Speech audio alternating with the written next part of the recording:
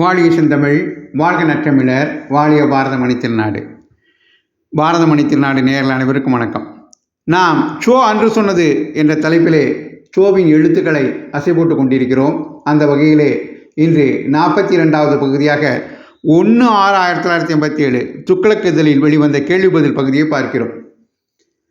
எந்த நாட்டிற்கும் இல்லாத தனிச்சிறப்பு இந்தியாவிற்கு உள்ளதாமே, அது என்னங்க என்ற கேள்விக்கு சோவின் பதில்: இங்கு லஞ்சம் வாங்கும் அரசியல்வாதிகளுக்கு எந்த தண்டனையும் கிடையாது என்பதை வேதனையோடு பதிவு செய்கிறார். அடுத்த கேள்வி அப்போது எம்ஜிஆர் ஆட்சியை பற்றி. தமிழகத்தில் குடியாட்சியா முடியாட்சியா?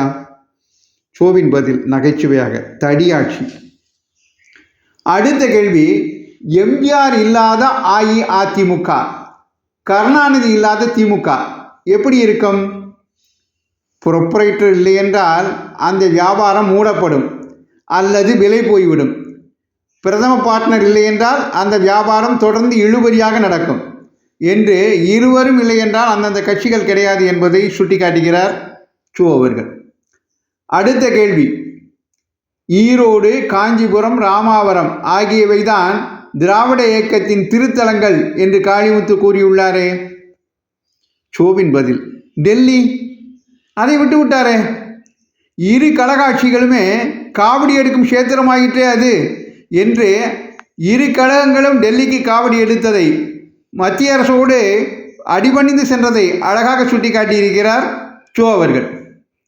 அடுத்த கேள்வி: துக்ளக் போன்ற பத்திரிகையை மக்கள் யாரும் படிக்கக்கூடாது என்று சபாநாயகர் கேட்டுக்கொண்டுள்ளாரே. சோவின் பதில்: முன்பு கருணாநிதி இப்படி ஒரு உத்தரவை தன் கட்சியினருக்கு போட்டார். இப்போது சபாநாயகர் தமிழகத்திற்கு உத்தரவு போடுகிறார்.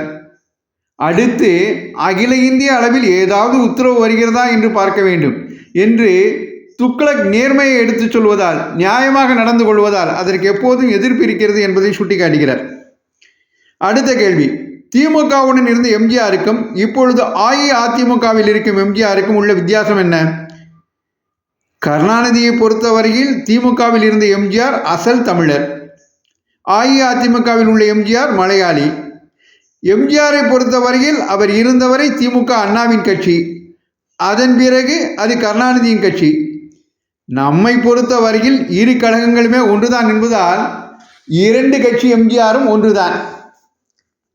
கடைசி கேள்வி: ஊழலுக்கு இலக்கணமே கருணாநிதி தான் என்று காளிமுத்து கூறியுள்ளாரே, அப்படியானால் எம்ஜிஆர் அந்த இலக்கணத்தில் குறை கண்டு புதிய இலக்கணம் கண்ட புரட்சியாளர். நன்றி, வணக்கம், ஜெய்ஹிந்த்.